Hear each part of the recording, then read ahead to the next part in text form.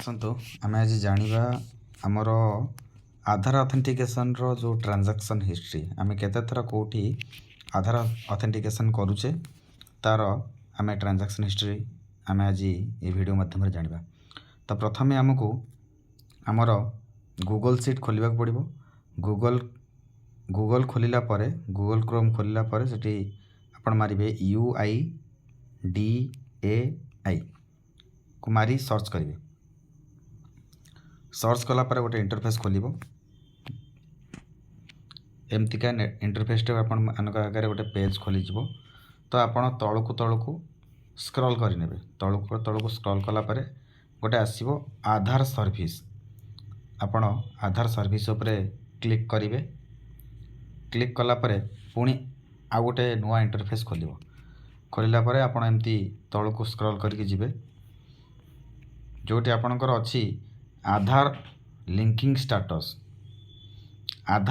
Status उपरे click करेंगे। आधार linking status उपरे क्लिक कला परे आपणकर एठी गोटे लॉगिन ऑप्शन अच्छी। ए लॉगिन ऑप्शन उपरे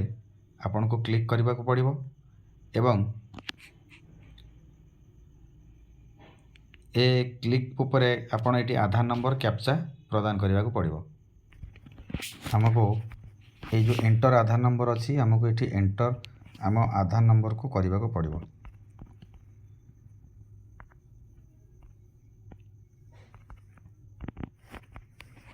कलापर ये आम कैप्चा को आम प्रदान करवा जहाँ कैप्चा ऑप्शन थी then login with OTP click करवा।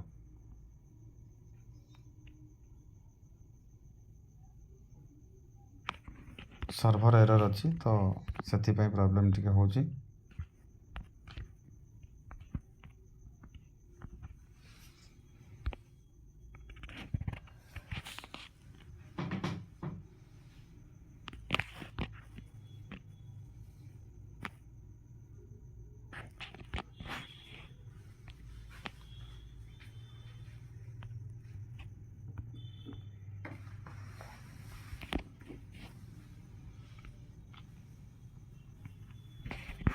कैप्चा नहीं गला कैप्चा इनवैलिड देखौतला बोली कैप्चा नौ नतला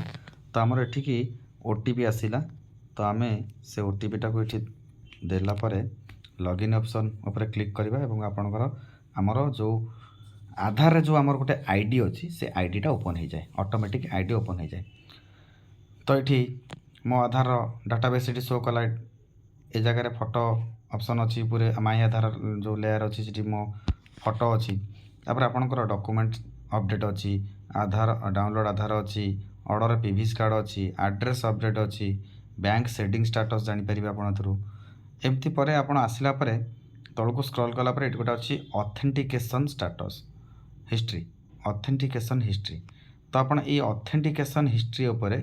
आपन को क्लिक करने को पड़ो। ऑथेंटिकेशन हिस्ट्री उपरे क्लिक कले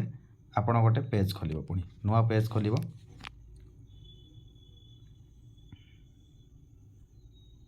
नुआ पेज खोलला परे आपणकर जो डाटा आपन चाहूँगी मोडटा आप चूज करेंगे। ऑथेंटिकेशन जो आपणकर होती तार मोडटा को आप चूज करेंगे कौ डाटाबेस आपणकर ऑथेंटिकेटेड होती तो आप देवे बायोमेट्रिक एंड ओटीपी आम जो फेस दौचे फेसटा आमर बायोमेट्रिक रे जाउची आईरिस जोटा भी दौचे से बायोमेट्रिक रे जाउची ओटीपीटा ओटीपी रे जाउची तो ये आम सिलेक्ट कले बायोमेट्रिक एंड ओटीपी देन आपणकर ये चूज करेंगे enter start date and enter end date आपड़ ये चूज करेंगे आपणकर केबे ठारू आपण तथ्य जानापी चाहूँगी। मुझे पूर्व मासर नवेम्बर 1 रु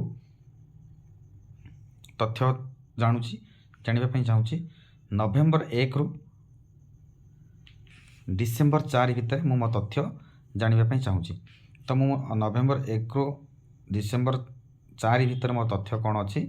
जानवा को चाहूँगी तो ऑथेंटिकेशन हिस्ट्री जो अच्छी ऊपर मु क्लिक करी।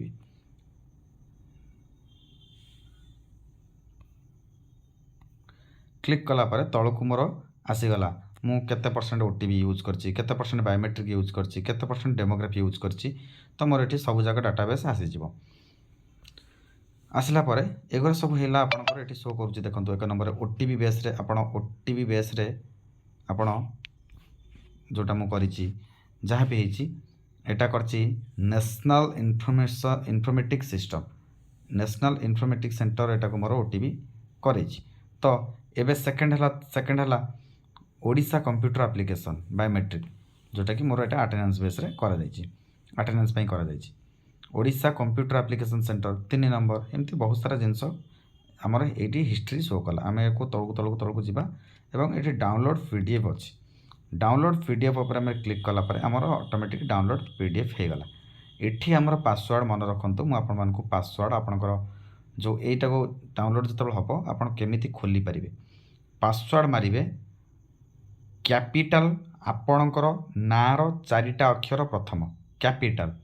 नार चारिटा एवं पासवर्ड होची आपणकर जो मसीहार आपण जन्म होइचंती से मसीहा केमती दबा धरंतु आपणक ना होची ऑप्शन रे राजू जन्म वर्ष होची 1997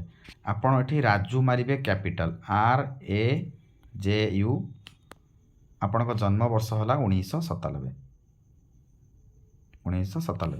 तो एटा मारिबे कि धरंतु कहार पास जन्म वर्ष अच्छी सॉरी ना अच्छी कहार ना अच्छी दिनेश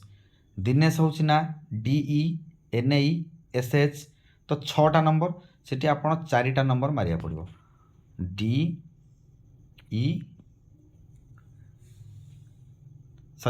DI हम DINENE